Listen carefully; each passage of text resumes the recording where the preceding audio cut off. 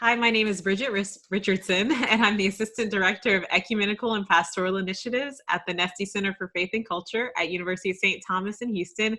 And I'm here with my good friend, Reyna Anderson. She's a legal fellow with ADF International at the United Nations in New York City, currently in Houston. But she's also an alumna of our Master of Arts in Faith and Culture program at the Nesty Center for Faith and Culture. So, Reyna, this is awesome. I'm pumped. Yes, I'm pumped too, and I'm privileged, and I'm so happy to be here to be able to talk with you again. And just my personal thoughts on everything that's going on, COVID,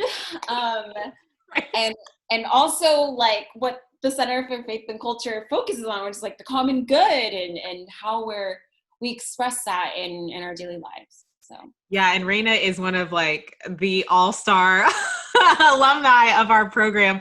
We have a master's program, and it's so fun to see all the cool things that you're doing in your life, and to see where you're going with it. I mean, to work for the UN in New York is going to be really cool when you can get there, right? yes, I literally just had a touch of my actual reality that I will really be living in. Like this morning, I had to key in on a Security Council meeting and ask a few questions. So that was exciting. I was like, oh yes, I can finally like be active in my actual role instead of just typing away from the computer. Well, yeah, we're going to jump right into the conversation this morning. You were just telling me that you read an article in the Houston Chronicle that really spoke to some of the things you and I have been talking about, some of the things that we've been seeing in our culture, in our American culture happening. So tell us about that. Yes. So this article in the Houston Chronicle, which I think, Bridget, you're going to link later, but precisely on this battle of individual liberties and the common good, just really hit home some like key points that I thought were like, sometimes we think that other people outside of especially like the Center for Faith and Culture aren't really touching on these subjects, and it's it's refreshing to see that there are people who are noticing these actual like these same conflicts and tensions in our society, are putting words on paper and trying to express like what they're experiencing and what we're seeing collectively as we're all going like together through this experience. Because we can be at home, but honestly, like we're collectively going through this, and whatever outrages or like whatever type of movements that are happening, like we're all in this, and I think that this pandemic can really highlight those things, and really show us like where we need to work as a society on providing for one another, and also really just emphasizing that we're interdependent, because I think that besides everything, like this is what this pandemic has shown, that we depend on each other. And how do you think that dependence on each other has been skewed or maybe not interpreted in society in the way that maybe God means for it for human beings? How do you think that that's played itself out? Right. So like actually in this article, he says like that individualism tends to favor those groups that are in power, whether it be socially or economically, and I would add politically. And he also says that it's just a lot easier to say that I will deal with the consequences of this pandemic when you have the economic means, or you have the social means to do that, and so I think that can cause a rift when you are a bit living in your own enclave or your own bubble, and you're not seeing how nurses are fighting for their lives, but mostly for the lives of others. They're the ones day and night putting their lives on the line in order to save other people. And so then I think that it's really causing this movement in us where we have to transcend our own experience of how we're living this out, because some of us, I mean, it's very I think very evident that some of us are living this pandemic out in a very in a more luxurious way than others. And it's, I actually saw a video, and it was in Spanish, and it was in Latin America. And then they were like, oh yeah, of course. Yeah, like Cristiano Ronaldo, tell me that I'm going to just stay at home, like with my 7 kids in my 2-bedroom house, like that's not a mansion, nowhere near a mansion. And so, so it's, like that disparity of that economic and social disparity of being like, we're living there, even in this country, we still have the luxury to be like, I'm going to stay at home, and I can wash my hands every time I step out. I have access to a mask. And some of us have had access to those N95 masks. Some of us don't have access to those, so we've literally made our own. And I think that those are the sometimes that we don't see those things. And by consequence of the pandemic also, like, it's harder to see that when we're at home in isolation. And so, but the beauty of all of this is the blessing in disguise, because I wouldn't call it a blessing all the time. Social media, has really allowed us to connect and to see how the rest of the world is living this pandemic out.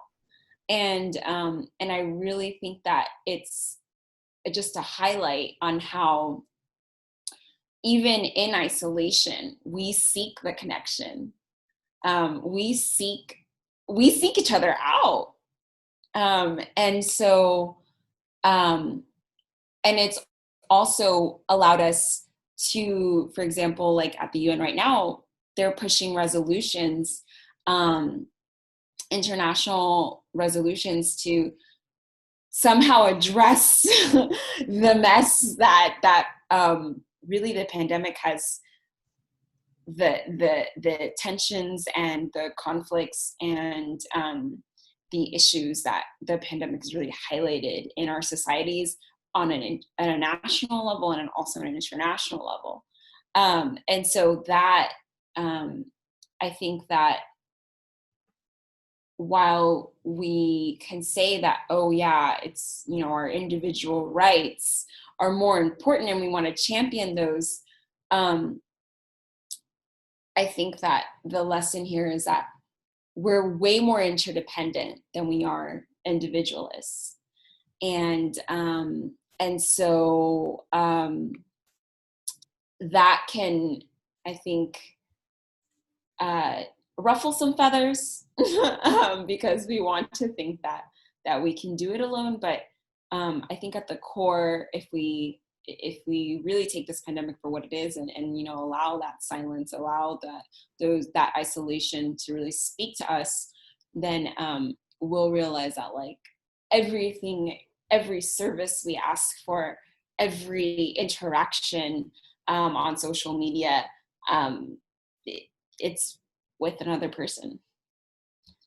So. And so how would you, I guess, encourage people to dialogue in this mode of interdependence? Because this idea and these thoughts, for someone who's really, heels dug into the ground on their individualism, their rights, and their what they would champion as their freedom as a citizen in the United States. How would you even explain to them the interdependence that we could have as a connected people in the United States? Yeah, I think that's a really tough question. How do you appeal to people of like all stratas of life and all backgrounds, and really, I think that's like literally like the test of our society is like really bridging that individual liberty with an understanding of I have the right to be my own person, and I have the right to be unique, and but I'm also cognizant of the fact that I am me within a community, and frankly, um, you are not you without me, and I'm not me without you. Because we don't stand alone. We really don't. Like in anything in life, we just can't. It's not part of who we are as human beings to stand alone. And there are moments, obviously, like in our lives where we're called to that solitude, but it's always a solitude living within solidarity, and not isolation. And so I think that it's difficult. It's a difficult conversation because it really causes us to reflect on who we are interiorly, that interior reflection. And for those who haven't had the time to take a moment and really reflect on who they are within the community, within our society, that I think that can cause that it can be difficult. It can just be a difficult process. And so like this idea of God, me, and culture, and how if we don't have an understanding of who God is as a relational God, the Trinity, our Blessed Mother, even Saint Joseph, the archangels, the saints, the communion of the saints, like we are a community. Like we assist and build with one another. And so even the Lord, he builds with us. Like we are co-authors of life as well. And so I think when we get that right, when we understand that, like, we have also been given that grace and that authority and power to build with one another. Because I mean, even human life, I mean, it takes two people, a man and a female, to create life. So, I mean, even in that way, it's not like we spring up out of nowhere, like, only Adam and Eve, or the Adams and Eves. So even in that, I think when we understand that, when we have our reality of who God is, if that is anything close to who he really is, then we understand who we are, and the reality of who we are called to be. Then we go out and we understand who our brothers and sisters are, because we understood who we are, because we've been called by name. So I think that's a hard one to drive home. Well, I think you did a good job of putting it together, though. And even the way that you're talking about, some of these are really difficult conversations, and understanding who our brothers and sisters are. I think as Christians, we're called to enter into those difficult conversations with an understanding of who our brothers and sisters are. So you mentioned the chasm of disparity, right? The people who, they have 7 kids in their home and they're being called back to work, or they didn't have the opportunity even to stay home in the first place because they were still working. And then the other side, I watch HGTV and all of the HGTV stars in their houses with their families, showing how cool it is to be home and we can make the best of it. How do we as Christians listen to and respond to that call, as all these people are our brothers and sisters, with those disparities, and knowing that we're here to serve the underserved? How do we develop that understanding of our brothers and sisters who really need our voice as well? Right. Yeah. And I'm just like thinking of so many Oh, so many instances that we've seen, especially like right now with George Floyd, and while like those matters can be completely independent of the pandemic, I think it just, when we realize that, um, like even New York Times, they posted all of the names of people who have passed because of COVID. When we have, so we have like the pandemic, then we also have like this racial tension that we see in our country as well. That's, I think, really been highlighted in the past years because of social media and because of this movement to really publicize those things. And then also like things like the lack of healthcare that we have, that has also been highlighted by this pandemic. And so I think that those things can be difficult to digest when we're at home, and when we're not seeing the urgency of a healthcare system, an integral one, holistic one being put into place for everybody, and we're not seeing the need for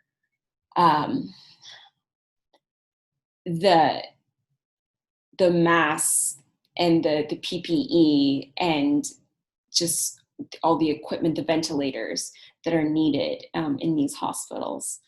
And we're not also seeing how, firsthand how, and maybe some of us have, but we're not seeing firsthand how like African Americans are being persecuted on this level, and it's the disproportionate violence we're seeing, and so when you're not there front and center, it's difficult.